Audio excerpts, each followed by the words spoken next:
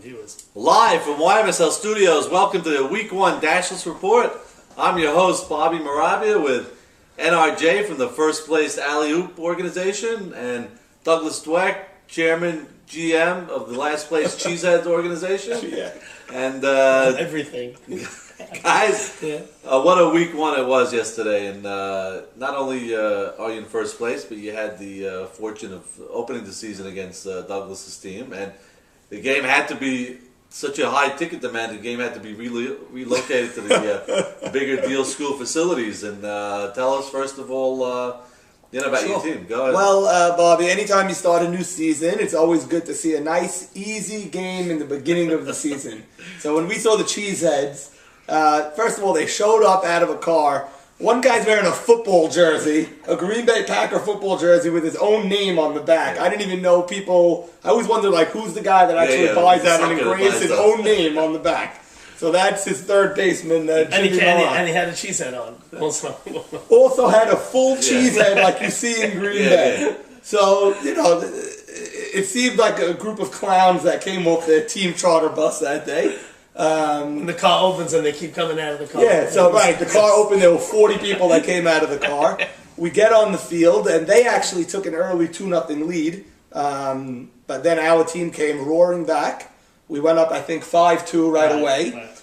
And our young pitcher, Max Yedid, who was like the question mark of our team, showed a ton of composure. This kid is the real deal. Does not look at the sideline when people are chanting or trying to get to him. Throws very, very hard. Outfielder makes an error or anybody makes an error. Doesn't even look at them or anything. He wants the ball back and he wants to pitch. And the rest of our team is just very solid from, Nathan in left and Sonny Shalom in center and Ali at shortstop making diving catches. I got to chime in on this because I agree with what he's saying. This team did not look like a team that was playing their first game in the season. I mean, you guys were together. It was ridiculous, and your pitch was awesome. I mean, this team, I would be very surprised if they didn't. It's very early, obviously, but I think this is the first round bye. This is a first place team. This is obviously a playoff team. And your pitcher was awesome. He was great. He was awesome. He was awesome. Just as good in our game 2 as well. Yeah. When I don't know if you want to jump to game 2. Let's talk about the 11-2 shellacking on the. Sure. Their team did their part in helping the shellacking as well. I can't even imagine how many errors there were in that game. Fly balls that weren't caught, a ton of ground ball. I don't know if they made any plays once we hit the ball on the ground. I don't know if there was a single play where there was a ground ball and a throw to first base and the guy was out the entire game. They seem to have a lot of players that can be outfielders, not enough players that could be. I don't know. Just a bad job by the GM, a bad job drafting. He didn't have any person for that position. No game plan. They looked lost, and I don't like that team at all. I wasn't surprised that they lost game 2 either. I think their team, the Cheeseheads, are in a lot of trouble this year. Well, we picked them. I picked them anyway, not to make one of the teams not to make the playoffs. I was not sold on the whole chemistry thing. And then now we're looking ahead, and there's dissension among the father-son on the team. It seems Victor Dweck has been complaining to Stephanie he wants out. Talk to Daddy, get me off the team. He'll go anywhere. I mean, I don't know Maurice when Maurice came over. I've been playing football with Douglas and Victor on Saturdays for many years, and I could have predicted. In fact, it took long that it was actually at the end of game 2 where Victor demanded the trade, and not at the game 1. I could have predicted that father-son chemistry was not going to work at all over there. But what do you have to say? About the second game, or only? Let's go. Anyway, so now we went back to the friendlier confines of Fireman's Field for game 2, and he went up against one of the top teams in the league, Saban's Sacred Hitless. Sacred Hitless. Yeah. These sisters from Sacred Mary's Heart. With a tremendously powerful We didn't even notice the shirts, by the way. All of a sudden, Saban's standing next to me. He's on first base. He goes, "Did you get a load of my shirt?" Well, actually, we were all impressed that Saban even knew how to spell the right? So that was a good sign. Anyway, but starting out 0-1, now you got that powerful team coming in, and they're coming off a heartbreaking walk-off loss in game 1. So, you guys got shellacked, so you had to, think there was going to be a long day, but it was a different story. Yeah, we scored against you in the first inning. We went 13 innings before scoring again. Wow. So until Jared Schulman hit a 2-run homer to tie it, actually at 2 in the 6th inning. But we had no before the offense. 2-run homer, there was a base running blunder. The player right before Jared got out, extending a double to a triple. Oh. All right? Right? Right. We were trying Then to the push next over guy some walked runs. or something, and Yeah, then the and then 2-run Jared homer. hit the 2-run There homer. should have been a 3-run homer and one more out in the inning, but that Right. base running blunder, One less out in the inning, one less out in the inning, right? So Jared ties that game at 2, and then we have bases loaded in the 7th, 8th, and 9th inning. Every inning. In 2 of those innings, there was only 1 out. So there were about 5 or 6 different players on the team that got up with a chance to score the run from third, some with 1 out, some with 2 outs, and we just couldn't get the run across. And then finally, David Franco hit a double. I think it was in the 11th inning, the last inning of that game, and the final was 4-2. So Ike Mavora actually pitched very well that game. And Moses, The defense was did better well. that day Moses also also. held up for it. And Moses, to tell you the truth, the game ended close to 3 p.m. So you're talking about 5 hours of softball, with no breaks and shorts and a t-shirt. yeah, shorts and a t-shirt. Complaining that it was too cold to Yeah, play, yeah. but he wore shorts and a t-shirt anyway. But ironically, But, we should go back to Jared Schulman. I mean, known to be a quiet guy, was a little upset game 2 when he was in a platoon situation, and He was in a platoon situation for about 3 minutes, and then he said, "My brother would never do this to me." And then he got pissed off and he got up and he hit a 2-run homer. So I guess add maybe him it to got him the going. demand to get traded Yeah. list, Yeah. and but that was a heartbreaking loss, a hard-fought game. We caught the end of that. It was a packed house over there at Yeah. Farmers Field at 3:00. It seems like everyone's really into the league. Players from all the other fields came to watch Yeah. the end of it. So I mean, so now overall you have a big influx of Brooklyn guys. What was your overall thought? How they performed in Week 1? Maybe had some butterflies, a couple. Yeah, of them. I think so. Definitely in the game against your team. The Brooklyn guys, had a little bit of trouble. I don't know if it was the Gold Bowl or they weren't sure about. Maybe Deal School, the field's a little bit smaller than the other fields. But the next game, they were a lot more comfortable. I think it's also because they played some guys. They knew David Farker. They knew a couple of players on the other team, so it was a little bit more comfortable, I thought. Maybe how the grounds crew put second base in center field. There was no dirt around Right. second base because the field is too small for our Deal dimensions. School. But Yeah, but a loss is a loss, and the season's not that long. So and 2 losses is it's 2 tough. losses. 2 losses is 2 losses. So it's But we should add. I hate to tough. jump ship a little bit, but you're starting at 0-2. Now we have to go up against Steve Azer doubleheader, which 0-4. You're looking at that Right. could be turn out the life. I actually feel that the top 3 teams in the league were I felt your team, the team we played Saban right after that, who we thought would be much more of a hitting team, but didn't score that much off of us, enough to beat us. And then Maurice's team, Ironically, especially with Azer. So this is a tough start. the 2-2-0 teams are playing the 0-2 teams in the next matchup. So somebody could get buried really next quickly. week, Okay, especially with that.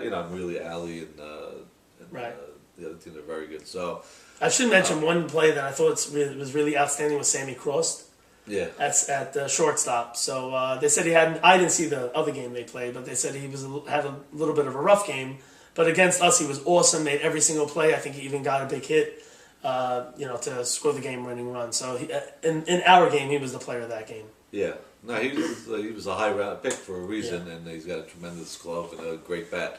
So that was enough of that. Now your second game, you went up against the Serial Killers. Yeah, horrible name. Yeah. But good team. They were coming off a walk-off victory against Saban's team, Sacred Hitless, and We're gonna say that. Sacred Hitless scored 3 runs in the top of the 7th to tie the game, and they lost in the bottom of the 7th. So they were coming off a nice victory, and then tell us a little about that game. Sure.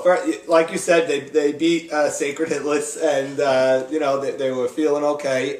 This team is a very good team, the Serial Killers, or Zerial. I don't know how we're supposed to pronounce it. Besides for Alley Oop and the Dodgers, that's like the worst team name I see on this list. But their outfield is unbelievable. Leo Petrotto in left, A.D. Cohen in center, and then this guy Maurice. Assassin. Yeah, Rookie. From Hillel. in right field. The left fielder and the right fielder both made superb catches in this game. They all look like they could play center field. Leo, we know, could play center. He played center last year. So their D is very good. They have Hank the Hammer at shortstop Hammering Hank. and Max at third base. It's a very, very good infield. Lee team. in second. It's a great infield. Yeah. But we took an early lead in this game, and Maxi Deed was tremendous. And, I think we beat them. The final score, at one point, we were up 4-0. They scored 2 runs to make it 4-2. Yeah. And then they had men on the corners and 2 outs, and that was the key point in the game. And Maxi did bear down, and we got the out. So they're a very good team. I'm happy we only have to play them one time because they're definitely a team that's going to be there at the end of the year. Well, how did Red hold up overall? Red has a new look. I don't know if anyone saw Red. He yesterday. has a hippie look. He's got his hair down to here now. Red. It's scary.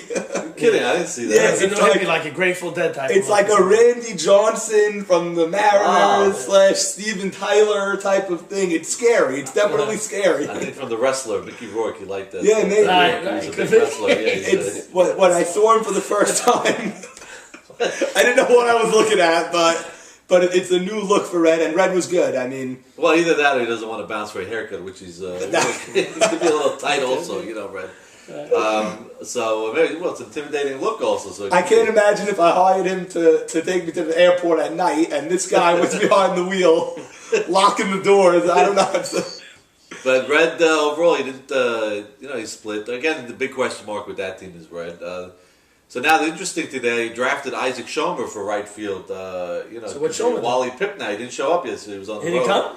He was away, Okay. so I don't know if he's going to have I guarantee you they don't change their outfield. This outfield was airtight. Short center. Who played short center for them yesterday? Who played short center? I don't know. By the way, Norman Gaz on my team played an excellent short center. Well, Norman Gaz, He always plays good. Yeah, and he also hit. He hit Really? Yeah. It was kind of funny. I Opening day, I don't think any team had more than 11 guys. I mean, a lot of 10. One team had 9. I mean, it was We had a lot of guys traveling. So I'll tell you, we should have mentioned Jason Sultan. Yeah. Well, Jason Sultan was awesome against us on your team, also. So. Well, obviously with the glove, he's always awesome, and he's determined to get back into the offensive side as well. Yeah. he had a good game 1, but he was a good pick in the late rounds. Right. I mean, it was a very good pick. So, so you guys, so Killer Z split, and you guys were 2-0. Now the next matchup we had is Tiger Blood versus the Dodgers, and I caught this game a little bit. It was an interesting game. Tiger Blood was playing without It was a straight face. Joe Seferati and Isaac Ashkenazi.